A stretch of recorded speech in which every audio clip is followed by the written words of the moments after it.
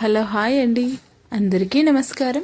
Welcome back to world famous kitchen food and RS trending kitchen food. ఈరోజు వచ్చేసి మనమైతే ఎంతో టేస్టీగా ఉండేటువంటి మనం టిఫిన్ అయితే ప్రిపేర్ చేసుకోబోతున్నాం. తప్పకుండా ట్రై చేయండి. ఇలా మీరు కనుక ఒక్క టిఫిన్ ప్రిపేర్ చేసుకున్నారంటే మనకు మినిమం 3 days అయినా చక్కగా రకరకాలుగా టిఫిన్స్ అయితే ప్రిపేర్ చేసుకోవచ్చు అన్నమాట. ఇక మనం ఎలా ప్రిపేర్ చేసుకోవాలో ఇప్పుడైతే ఈ వీడియోలో వివరంగా తెలుసుకుందాం. ముందుగా మీరైతే ఒక గిన్నె కొలత అయితే తీసుకోండి.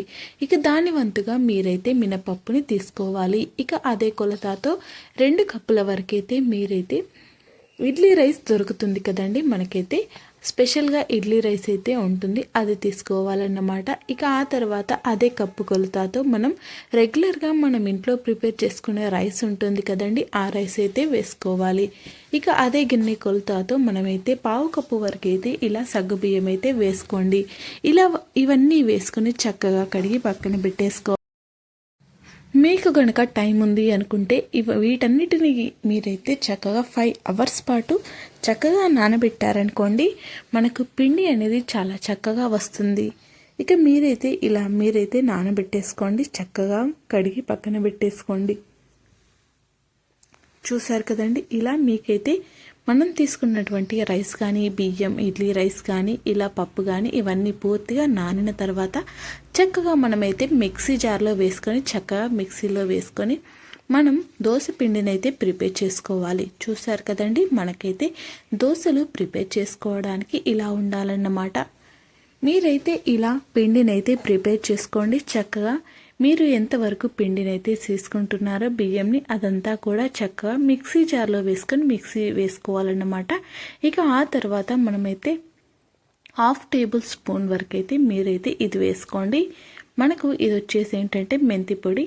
ఇక ఆ తర్వాత ఇందులో మీరు సాల్ట్ను కూడా యాడ్ చేసేసుకోండి. ఇలా నేనైతే క్రిస్టల్ సాల్ట్ అయితే వేసాను. ఇలా మీరైతే రుచికి తగ్గట్టుగా సాల్ట్ను కూడా వేసుకోవాలి. ఇలా సాల్ట్ని వేసుకున్న తర్వాత చక్కగా అది కలిసేంత వరకు అయితే కలుపుకోండి. ఇక మనకు మెంతులు వచ్చేసి మనమైతే రైస్ నానబెట్టుకునేటప్పుడు కూడా వేసుకోవచ్చు. ఇలా మీరైతే అప్పుడు డైరెక్ట్గా మెంతులను కూడా యాడ్ చేసేసుకోవచ్చు, లేదంటే ఇలా పొడిని కూడా వేసుకోవచ్చు అన్నమాట. ఎందుకంటే మనము మిక్సీ జార్లో ఇప్పుడైతే పిండిని అయితే వేసుకున్నాం కాబట్టి మనకు పిండి పొలియడానికి చాలా టైం పడుతుంది. చక్కగా మనకు కూడా ఈ మెంతి పొడి కూడా చక్కగా నానిపోతుంది.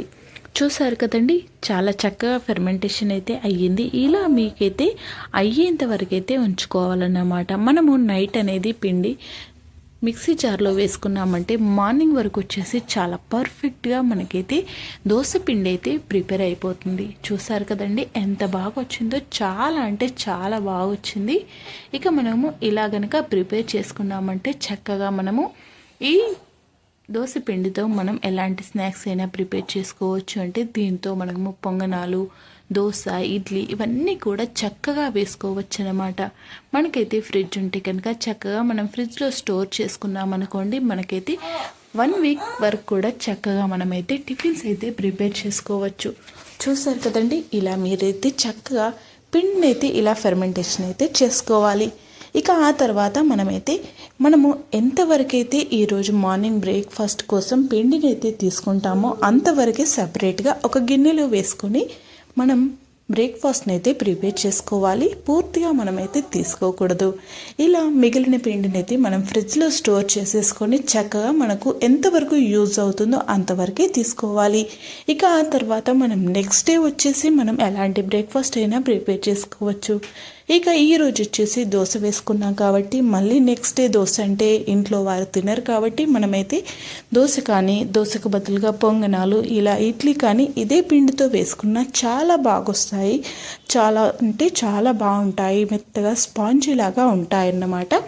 మీరు కూడా తప్పకుండా ట్రై చేయండి, చాలా బాగుంటుంది. ఇక మనకు టైం కూడా చక్కగా సేవ్ అవుతుందన్నమాట.